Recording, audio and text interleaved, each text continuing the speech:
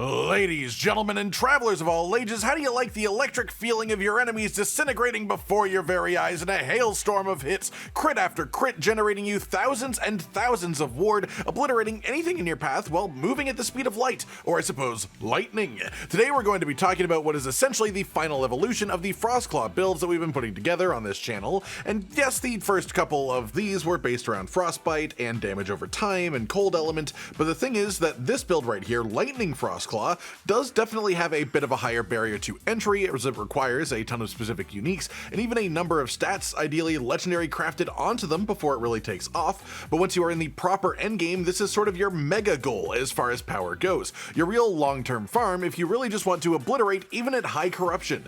The footage that you're seeing right now is all mostly around 300 corruption, but I'd say my gear for this build is at about a 6 out of 10 right now at best. It's good, but I am missing one important unique and my stats are not at all where I want them at ideally. But even at 6 out of 10, this is how it is performing at 300 corruption, and I feel like that is a massive tick in its favor that shows the theory behind this is absolutely sound and solid. That said, at the end of the day, this becomes a more evolved Frostclaw build. It requires more gear, better stats, it requires more player inputs, and you literally have to press buttons more frequently and with more intent, but the power ceiling of it is incredibly high. With all that said, let's dive into the skills that we specialize in and where we put the points within them, our passives within the passive trees as well. Then we will talk about our uniques that are required to make it functional to begin with, then the uniques that are just sort of pleasant to have on top of it that really make it even better, and then we'll go over what you want to do with the rest of your gear as well, before wrapping up with a bit of just how to play the build with my time using it up to this moment. Starting off then with Frostclaw itself, you will have 23 points to spend in this at minimum in the right gear, up to 27 in absolutely perfect gear if you get a good legendary craft on your relic with extra levels of Frostclaw, but we will treat this initial version as 23 points. First things first, you want to get to Gift of Winter, all 3 points into it for a chance to gain mana per cast, and also a mana cost reduction. This is super important as we plan on spamming the skill a lot, and this helps reach a point of sort of mana neutrality, if not mana positive use when actually using this skill. Then we chain over to Spark Artillery over here, which changes the cold damage of Frostclaw into lightning damage and also changes the frostbite chance into shock chance. And then it also lets us take 5 points into Spark of Celerity over here for a massive boost to our mana efficiency with this skill. We also grab Frozen Rain over on the other side, which reduces the mana cost at the cost of some projectile speed loss, but then we also path to the bottom left section over here and grab specifically these 3 nodes back to back, one after another. What these do is add multiple extra casts to Frostclaw that make it so when you cast it once, it'll cast it a second time, then it'll cast it a third time, then it'll cast from the back all the way back to the front for a 4th time, so every time you cast it you get 4 casts, which activates a lot of our different effects multiple times every time that you use it, which is why you see just such a crazy amount of effects on the screen when we do press the button. Then we grab this bridging node over here, Shiver's Shell, which gives you a fair bump in survivability, allowing Frostclaw retaliation when you actually get hit, but more importantly, making any cast of Frostclaw, not just direct one, so all 4 every time that we press the button, give you ward, and every time that we cast Frostclaw, because it does all the ones that it does, you get a bunch of extra ward. And one of the main goals of the build on top of that are also high cast speed, which means that every time you cast it, you get a bunch of ward, and we want to cast it really quick. Then we head to the bottom right section over here, mostly just to get to Volley of Glass. This removes the explosive burst on Frostclaw, but that isn't really a big loss for the way that we are running the skill, and instead lets it hit the same target multiple times, and this node almost single-handedly is responsible for our single target damage doing what it does. Without this node, it goes down a ridiculous amount. Any further points that you have into this skill then, if you can legendary craft them onto your relic, will go first into Frozen Malice over here. This just makes the second cast that comes out of your Frostclaw actually aim at enemies. It makes it a lot easier to actually make it consistently hit, as that's the one that's far away, and it can be sort of hard to aim properly, and it just makes it a lot more consistent that when you cast Frostclaw, it will hit more things, but it does make it cost a slight bit more mana, so it makes sense to have this as a later upgrade. Past that, you want to put one more rank into Shiver's Shell, filling this out just to boost your survivability, that final bit, get you that little bit more of extra ward every single time that you cast the skill, and then final 2 points that you could possibly get for this in the build setup that we have would be going into Bright Frost just for that extra 8% cast speed that you could be having there. More cast speed, really good, gets you everything else much faster. It's damage, survivability, cast speed is very important for us as a whole. Then as the second skill here, we have Lightning Blast, which is the other main pillar of the build. There are 2 main things that we're going to be grabbing first, and the first one is Closed Circuit. This makes Lightning Blast increase our crit chance and damage when it chains to to us by enabling it to chain to us in the first place. We make it chain by direct casting semi-frequently through this, which adds the amount of chains that Lightning Blast has every time that it goes. The next big node that we have after that is Lightning Attunement over here, which gives you a 10% chance to gain Lightning Aegis as a buff when you cast it, which is 50% increased lightning damage and reduced damage taken as well. And it's worth noting that we do have this combined with Twisted Heart of Eucharos, which means that we constantly drain our own health under the ward, which constantly triggers the explosions from this effect as well. Then we're also going to be grabbing Overcharge and Hypercharge over here, which increases the chance of having a double cast when you use Lightning Blast, also increasing the critical multiplier by a fair amount for the skill. And then the actual Hypercharge gives it a chance every time it's double cast to also be quadruple cast, so it doubles it even further, which is actually a really cool thing to have conceptually, and is quite potent as well. Then we give Lightning Blast a Spark Charge chance to get on a hit, and Spark Charges just explode slightly after the enemy is hit, doing damage around them. But we stack enough of these that Spark Charges are essentially just our main AoE damage for the build, and still a good portion of our single target damage too, honestly. We also take Final Spark over here to make Lightning Blast hits against an enemy with a Spark Charge, just instantly pop it for the damage, and also Mortal Capacitor for all the ranks, which just increases the damage of Spark Charges in general. The third most important skill for the build then is probably Runic Invocation, and our first goal here is Runic Energy over on the left, which gives you a bonus damage every second that you haven't cast an invocation. Copied Scrolls over here gives you a chance per Runic Energy that you have for your invocation task to actually be doubled. Then Rune Power Core over here increases the Runic Energy that you gain per second while you're at 3 runes by 1, effectively doubling the speed at which you gain it, especially within this build with its cast speed. But then we also grab Arcane Battery, which increases the maximum Runic Energy, but has the actual bonuses that you get per Runic Energy. So essentially, if you can build the stacks faster, which we are going to, and you can maintain higher stacks, which again we are going to, then it's even more effective. It also makes Copied Scrolls even more effective, and we really like Copied Scrolls in this build because what we're actually going to be casting with our invocation is Raywind's Frostguard, which is an incredibly strong defensive effect. It gives us tons of ward and also explodes both when it expires, but also if you reapply it while it is active.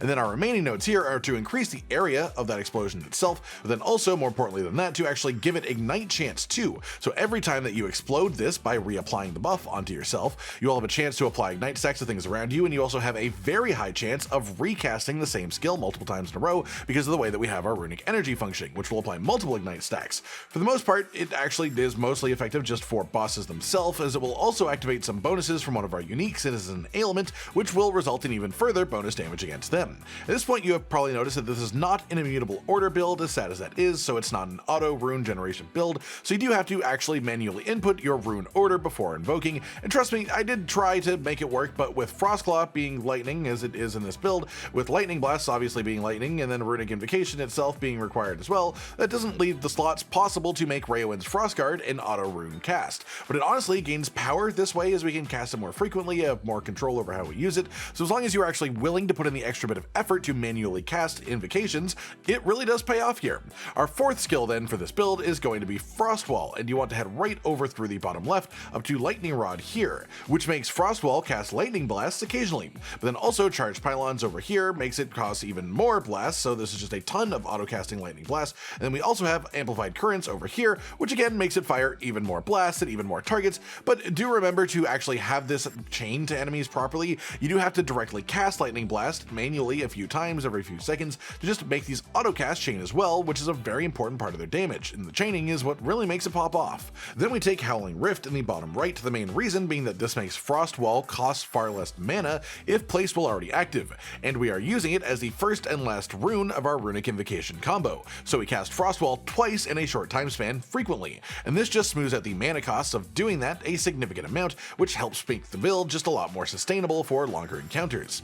Then we're just finally going to be grabbing these two nodes over here to give us ward every time an enemy walks through the Frostwall, at least for the first time that they do per enemy, just a slight extra layer of defense, nothing massive, but it does help. Then our final skill for the build is going to be Flame Rush, which is both our traversal skill and also our fire skill for the sake of our Runic Invocation. For a step then, you want to head straight down to Fiery Overload, which just gives you Frenzy after exiting Flame Rush. Then you want 3 ranks of Solar Rush over here for bonus speed and range with the skill. Then we head up to the top right side for Ember Wake and a couple of the nodes around it, which just boost the affected skill, which is giving you Rune Embers that spawn during Flame Rush, which is just a notable little bump of extra damage. It's not massive necessarily, but it definitely does help. We also grab Blazing Flux for increased cooldown recovery speed and mana efficiency with this skill, and then we also push for Celestial Guidance over here, which makes all of the buff effects during Flame Rush also apply for 45% of the time that you spent in Flame Rush itself afterwards. Mostly in our setup, this just adds more time of defensive bonuses, so it is really just a boost to our survival. That covers all of our active skills then, so let's actually stop here and talk about our passives themselves. First we have our Mage tree, and we need to spend 20 points here before we can move on in the first place, but we're going to spend a bit more here because we just sort of can. 8 points in Arcanist for the intelligence and resistance bonuses that it gives you. In this build, intelligence will directly translate into multiple different things, such as cast speed on top of damage as it normally does, so this is really solid to have.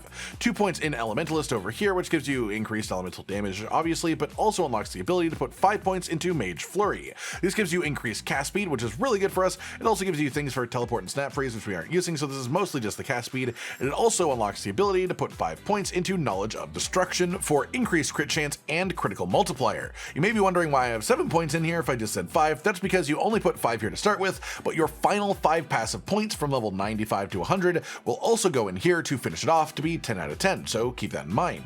That said, next let's talk about our Sorcerer tree and the points that we spend here, where we're just spending some of them to actually make our lightning effects stronger and to make them boost us further defensively too. 5 points of Arcane Momentum up here, which gives you bonus cast speed as you cast spells, as well as giving you a bonus as you cast spells. 8 points into Essence of Celerity for bonus move speed and spell damage from Arcane Momentum as well. 6 points into Calculated Destruction for some intelligence and increased crit chance that scales with our intelligence as well, which is really important. So you can see why intelligence is quite a notable stat for us to really hunt for. Then you want to put 1 point into Runemaster for bonus lightning damage and shock chance, but mostly to allow us to put 5 points into Riftbolt over here for a ton of bonus lightning penetration, which is incredible to have, as well as a little bit of lightning damage leech, which is nice for some little bit of survival. It actually creates a bit of a further combo with our Twisted Heart of Eucharos, which changes 7% of your current health into ward when you directly cast an elemental spell. What this does is take health away from us and give us ward. So if we have a way to also leech health, that gives us more ways to generate ward, as it gives us more health to fuel this unique as well. Then we move on to our Runemaster tree proper. 6 points into Unsealed Mana for bonus mana, cast speed, and a burst of mana and ward when you cast 3 free spells in a row. 8 points into Arcane Focus for bonus intelligence and ward gain on spell direct cast. 5 points into Runeward Cataclysm for bonus damage to low health enemies after we get a crit, as well as a decent amount of bonus crit chance as well. 1 point into Never Late, and this is mostly just to actually unlock the next stage here, which is going to be 6 points into Mental Catalysis, which gives you bonus intelligence while you're wielding a catalyst, which we are, and also bonus damage with crits while we're using a catalyst. And again, that's a just bonus critical multiplier. Everything we do is aiming to be a crit, and we're of course using a catalyst, so this is just a massive increase in damage for our specific setup. Then you're going to want to put 4 points into Rune of Annihilation over here, which will give you an equivalent buff for seconds, as we have 4 points in it, which is cast speed and move speed after you use a traversal skill. Flame Rush in this build has about a 3-second cooldown, so that gives you a little bit of leeway there to keep the buff active 100% of the time, which is great. That just gives you bonus cast speed and move speed permanently. Then you also want to put 6 points into Inscribed Instruments over here for bonus critical strike multiplier, as we are using a wand, and then 5 points into Brand of Deception here, which makes lightning skills costing more than 15 mana apply Brand of Deception, and that counts Frostclaw in this build. It's a lightning damage over time ailment that we apply, but this also enables a further synergy that you will see in a moment. We take 8 ranks of Ancient Inscriptions as well for the bonus intelligence this gives us, and the cooldown recovery speed per 4 intelligence as well. 1 rank of Runeward Hurricane over here makes it so that you can have 20% chance on lightning skill use to get a buff for 6 seconds, increasing lightning spell damage and your freeze rate multiplier. 1 rank of Runeward Inferno to make fire skills have a 20% chance to increase your fire spell damage and armor per stack of shock that you have on the enemy that is hitting you. And this also lasts for 6 seconds too. Then we come to our 2 really big end of tree passive skills. 7 ranks into Celestial Doom for some bonus spell damage, but also the 7-point bonus, giving us a massive amount of bonus spell damage and especially ward gain when hitting a boss or rare enemy with a spell when they are already affected by a brand, and this significantly boosts our boss survivability. The damage is just nice on top of it really, and we are guaranteed to have a brand on every enemy that we fight because we've now made Frostclaw apply brands. Then finally you want to put 5 out of 5 in Jagged Veil here, which just gives you 5 ward every time that you get a crit. This build aims to hit incredibly high crit chance, and so this activates on near every damage tick that you deal to enemies. On top of that, the bonus effect from this skill is up to 20% more critical multiplier against bosses and rare enemies, depending on the amount of ward you have, and we just always have this much ward in proper combat, so you'll always have the 20% bonus crit multiplier. And that's everything when it comes to your skills cover then, so now let's talk about your gear, and we will start with uniques, and specifically the ones I think that are sort of required to make it function to begin with. Fragment of the Enigma gives you chance to apply spark charges on any hit. It increases the damage of spark charges, again scaling with your intelligence, as well as increasing the area of these spark charges as well, and gives you a bonus skill rank to all lightning skills, which is effectively 3 skill ranks within this build between our different skills. Then we have Unstable Core, the chest piece. This has special effects for Elemental Nova, but that's not why we have it. We want it because of the 85% increased elemental damage, then the +1 to lightning, fire, and cold skills separately, as this gives 1 rank to every skill that we have, except Runic Invocation, which gets 3 skill ranks because it split up the wording like this, and it counts as all 3 types. Then the next couple I wouldn't necessarily say are required to use the build in the first place, but they are very important to your success with it. The first being Prismatic Gaze. We don't really trigger the Prism Shards part of this all that much, we mostly just want it for the up to 4% bonus crit chance. That's a very important and rare stat in the game because it adds to your base crit chance. Most crit chance affixes are like the other one on this piece of gear, which just increases the base 5% that you get, which is why the numbers seem so ridiculous when you get like plus 200% crit chance on a piece of gear. But that just means that the 3% roll on this even that I have on this personally will make every other source of crit chance gain that you get in your gear significantly more impactful, and crits are just sort of the bread and butter of this build really. Then we have the wand. I don't actually have this one myself on this character despite trying for genuinely hours, which is the Mad Alchemist Ladle. This gives all hits a chance to apply multiple different ailments, then it gives you bonus spell damage per ailment on the enemy that is hit with the spell, and it scales quite nicely, and it is great for the build of course, but arguably far more importantly than that is the bonus cast speed that scales with your intelligence. We stack intelligence really hard in this build, so this gives us tons of bonus cast speed as a result, and that is the main thing that I'm lacking right now that you are seeing, so what you're seeing in the footage. So just imagine this build with up to 65% bonus cast speed, let's say. That is the change of putting the wand in would make with 0 other changes for me because of the way that my other gear works. And because we are mana positive on Frostclaw and we have stupidly high crit chance, we gain ward on both cast and hit and crit too, so increased cast speed will directly translate to significantly increased survival, not to mention it is of course going to increase our damage load as well. Then we have the Twisted Heart of Eucharos as well. This gives you 1 bonus rank to all elemental skills, so everything that we have in use here. It makes you turn a portion of your current health into ward when casting an elemental spell as well, so it generates more ward for us through that. It also gives us a good chunk of bonus cast speed, which is mostly important because as a unique item, it can be turned into a legendary, and then as a legendary item, you would ideally want this to have a second cast speed roll on it, so you get 2 cast speed affixes from the 1 relic, and that is the general idea behind this being worth using, on top of which you also want to aim for Frostclaw ranks, I should mention, if you are going to make this a legendary. Then we have the Swaddling of the Erase, which is quite an interesting unique to use here, the Weaver's Will gloves, and these are quite similarly used for the same reason as Twisted Heart of Eucharos, at least the last reason for literally that part. You get bonus to all attributes, which means bonus intelligence, and that is obviously good for us, but then it also comes with up to 14% bonus cast speed on it, which is really nice, and the Weaver's Will has the potential to create an absolutely busted item. My current one has tier 7 intelligence and then just some lightning resistance on it. It is definitely fine and the intelligence is absolutely wonderful, but Weaver's Will just has such a high ceiling potential. This is essentially a 25% of the actual height of what this could reach at its maximum. Weaver's Will can roll anywhere from 1 to 28 on a piece of gear when it drops, and each one of those numbers translates to a tier of an affix granted to the item. This means you can have up to 4 tier 7 affixes rolled onto the item, but because it's all incredibly RNG, it's actually hard to actually farm or grind it in a more purposeful way. That said, if you can get one with tier 7 cast speed on top of its already cast speed roll, that is pretty much the ideal thing that you could have in this slot. If you can do that and get tier 7 intelligence as well, then you're just a goddamn fiend. You're in the best spot that you could possibly ask for from that piece of gear. I mean, you could also get some resistance from it, that would be ideal, but that's what you really want to aim for, at least in the first place. Then we have our rings, and these are actually important but far from required, and it's going to be 2 of the same thing, a pair of Julra's Star Dials. These are guaranteed drops from tier 1 Temporal Sanctum, as it's the only unique that Jul can drop at that rank, so it's super easy to actually purposely farm. They give us spell damage, they give mana spent gained as ward, which is very strong defensively speaking for the build. We spend tons of mana, we just also get it back from refunds. They also increase all the stats on the item for 4 seconds after using a movement skill on a 12-second cooldown.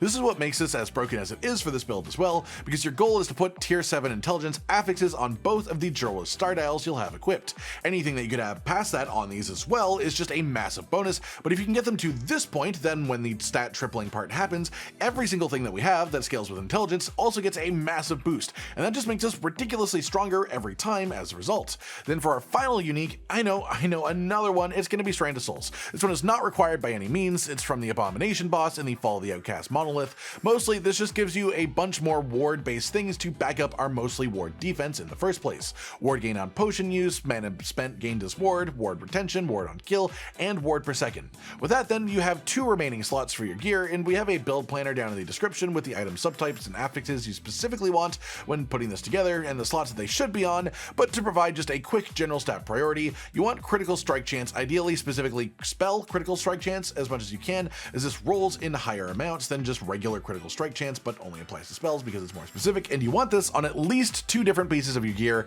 ideally 3 at an extremely high roll, again ideally tier 7. This just enables a lot of both the offense and defense of this build. Past that, all of your high rolls, your T7 affixes, should generally be intelligence if you can. It's really important just to have an absolute boatload of intelligence in this build. It scales too well with multiple different boosts that we have going. Both of these also actually scale your defense too, not only your offense, so they actually are higher tier priority than resistances, surprisingly. But also, you do also want to get your resistances sorted out as soon as you can. As you can see, mine are definitely lacking, and yet with the rest of the defenses that the build has, I'm still managing just fine at 300 corruption at this point. You want lightning damage increases as well, you want lightning penetration where you can, cast speed to directly scale both offense and defense, and then on your idols, you want specifically 2 mana efficiency with Frostclaw idols. This is just the right amount that is required to make it mana positive, which enables a lot of the rest of the build to function as well. And then on your idols as well, you can get things like spell lightning damage, you can get critical strike chance with lightning skills, you can get ward retention, you can get increased lightning damage as a percentage thing that is shared with minions.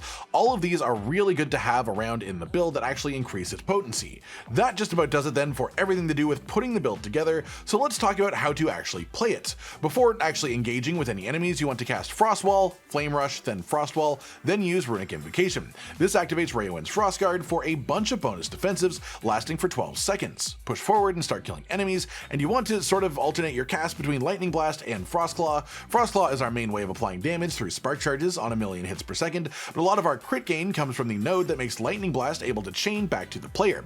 And to make that happen, you need to make Lightning Blast chain to more targets, and you do that by directly casting Lightning Blast. So we directly cast it to enable the auto cast from our Frostwall to chain to us and then buff us as a result. But Frostclaw is your main spam damage skill itself still. You want to pretty much do the rune invoke combo every time Flame Rush is off cooldown, so pretty much every 4 seconds. Not only will this keep you mobile, but it also just keeps our buffs active and stacking and applies even more damage to enemies, and that's pretty much it honestly. This is a significantly easier build to actually lay out and explain how to play than most of the ones I've done so far, but don't let that fool you because actually putting that into practice just takes a bit of time to get used to. It's easy to say to alternate your cast between these 2 buttons at high cast speed and then also input these 3 abilities in the right order once every 4 seconds, but the reality is until you actually get your hands on it and get used to it, you'll probably mess up the invocation combo a fair bit, you might undercast your lightning blast. I still do these things sort of frequently, I'm still getting used to it, but that mostly just comes down to learning what your cast speed actually is like in combat so you can adjust to it properly. All in all, I think this is an incredibly fun, engaging, and powerful final version of a Frostclaw build.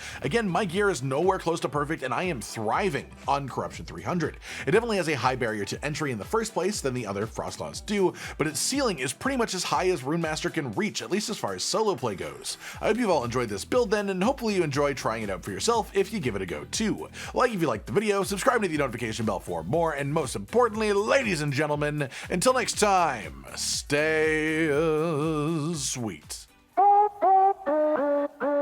Josh, Cotton, and Hollow with the videos, dropping the humor like a hammer on your tippy toes, bringing entertainment on a daily arrangement to take our insanity and turn it into entertainment. Yes, I said entertainment twice, to reiterate that it is nice to look into your faces on a mostly daily basis when you let us in your homes to make the whole world a stage.